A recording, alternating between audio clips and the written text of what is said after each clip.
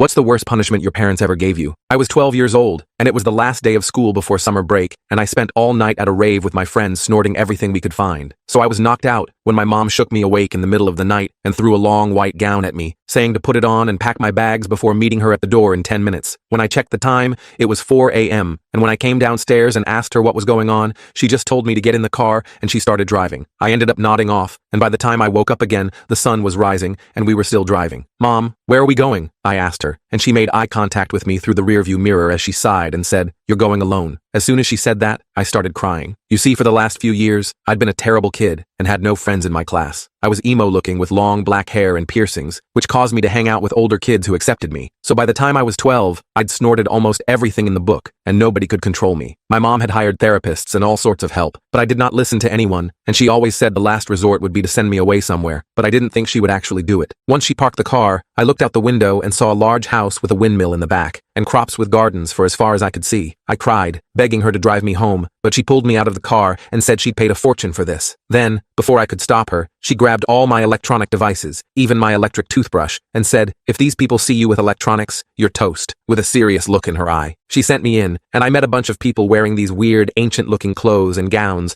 and it all clicked when they said they were Amish. For the next few weeks, I spent every morning waking up before sunrise to milk the cows before working in the fields all day. I'd come back inside sunburnt and covered in rashes, but they laughed it off saying, "Oh, you will get used to it." I told them I couldn't drink cow's milk because I was lactose intolerant, but they laughed it off saying that was a made-up thing for wussies, and served me milk every morning. I'd spend damn near half the day popping emergency squats in the field. They forced me to cut my hair and my piercings closed up, and the worst part is, I had to listen because the dad kept that rifle strapped on his back. I was ready to take my own life, but 2 months later, my mom came to pick me up with a smile on her face, thinking I was changed. Oh, I was changed all right, ready to be a greater menace than before.